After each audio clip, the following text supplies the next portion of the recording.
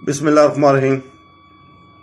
دوستو، بہنوں، بھائیوں، آج ہم تفسیر پیش کر رہے ہیں سورہ النساء کی آیت نمبر 5 سے لے کے 8 تک، جس کی صبح تلاوت ہو چکی ہے، وہ میں اردو اور انگلش ترجمہ کے۔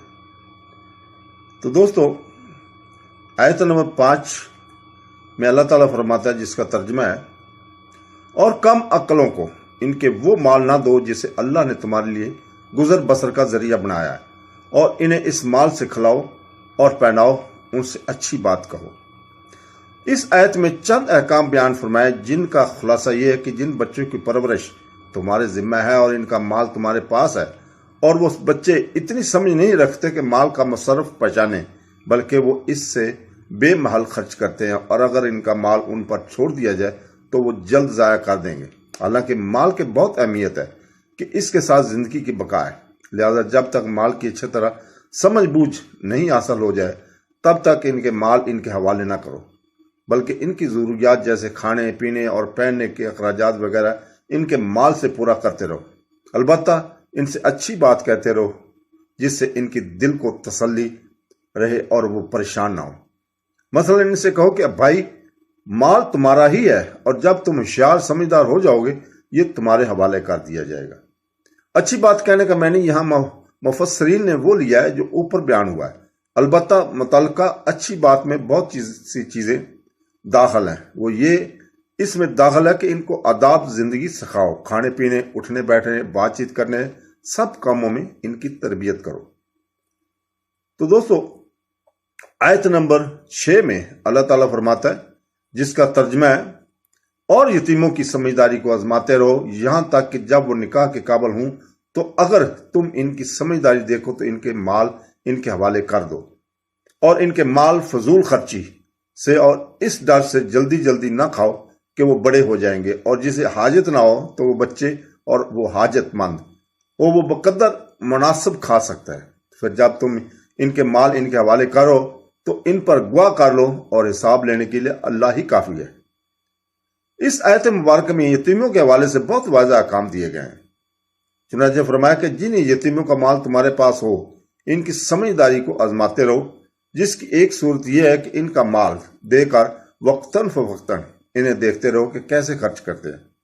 یوں انہیں آزماتے رہو یہاں تک کہ جب وہ نکاح کے عمر کو پہنچ جائیں، یعنی بالغ ہو جائیں، تو اگر تم ان میں سمجھداری کے خسار دیکھو تو وہ مالی معاملات اچھے طریقے سے کر لیتے ہیں، تو ان کے مال ان کے حوالے کرو۔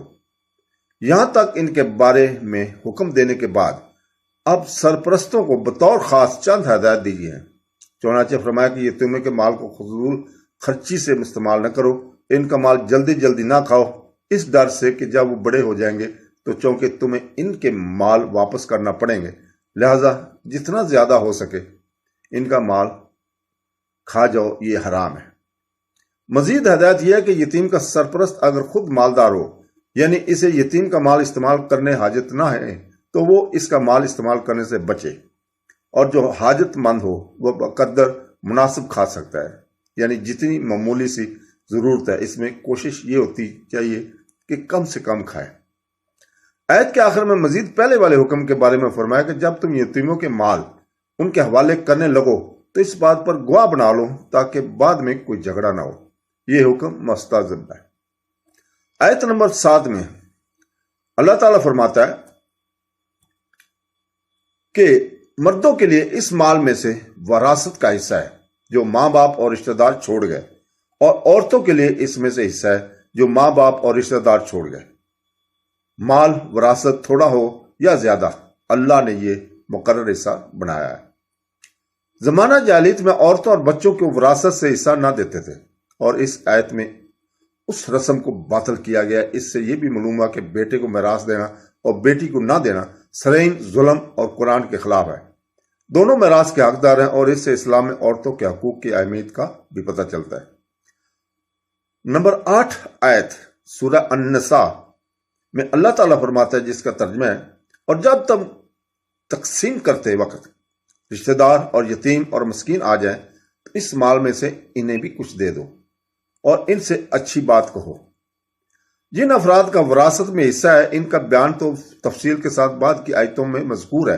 ان کے علاوہ دیگر رشتہ داروں اور محتاج افراد کے بارے میں فرمایا کہ انہیں بھی وراثت تقسیم کرنے سے پہلے مال میں سے کچھ دے دیا کرو، اور ان سے اچھی بات کہو جسے یہ کہ یہ مال تو در حقیقت وراثتوں کا حصہ ہے، لیکن تمہیں ویسے ہی تھوڑا سا دیا گیا، یوں ہی ان کے لیے دعا کر دی جائے۔ اس آیت میں غیر وارثوں کو وراثت کے مال میں سے کچھ دینا کا حکم دیا گیا۔ یہ دینا مستحب ہے۔ امام محمد بن سیران رحمۃ اللہ علیہ سے مروی ہے کہ حضرت عبیدہ سلمانی رحمۃ اللہ نے میراث تقسیم کی تو اس آیت پر عمل کرتے ہوئے ایک بکری ذبح کروا کر کھانا پکوایا، پھر یتیموں میں تقسیم کر دیا اور کہا کہ اگر یہ آیت نہ ہوتی تو میں یہ سب خرچہ اپنے مال سے کرتا۔ تفسیر قرطبی میں یوں ہے کہ یہ عمل عبیدہ سلیمانی اور امام محمد بن سیران رحمۃ اللہ علیہ دونوں نے کیا۔ منشور میں ایک روایت ہے کہ حضرت عبد الرحمن بن ابو بکر رضی اللہ تعالیٰ نے جب اپنے والد کی میراث تقسیم کی تو اسی مال سے ایک بکری ذبح کروا کر کھانا پکوایا۔ جب یہ بات حضرت عائشہ رضی اللہ تعالیٰ عنہ کو بارہمہ میں عرض کی گئی تو انہوں نے فرمایا عبد الرحمن رضی اللہ تعالیٰ نے قرآن پر عمل کیا۔ اس مستحب حکم پر یوں بھی عمل ہو سکتا ہے کہ بعض اوقات کوئی بیٹا یتیم بچے چھوڑ کر فوت ہو جاتا ہے اور اس کے بعد باپ کا انتقال ہوتا ہے تو وہ یتیم بچے چونکہ پوتے بنتے ہیں، چاچا یعنی فوت ہونے والے کا دوسرا بیٹا موجود ہونے کے باوجود وجہ سے پوتے دادا کی مریض سے محروم ہو جاتے ہیں، تو دادا کو چاہیے کہ ایسے پوتوں کی وصیت کر کے مال کا مستحق بنا دے۔ اگر دادا نے ایسا نہ کیا ہو تو وارثوں کو چاہیے کہ اوپر والے حکم پر عمل کرتے ہوئے اپنے حصے میں سے کچھ دے دیں۔ اس حکم پر عمل کرنے میں مسلمانوں میں بہت سستی پائی جاتی ہے، بلکہ اس حکم کا علم ہی نہیں ہوتا۔ البتہ یہ یاد رہے کہ نابالغ اور غیر موجود وارث کے حصہ میں سے دینے کی اجازت نہیں ہے۔ تو دوستو، اللہ تعالی ہمیں قرآن پڑھنے، تفسیر پڑھنے اور اس کے اوپر عمل کرنے کی توفیق عطا فرمائے۔ آمین ثم آمین۔ اللہ حافظ۔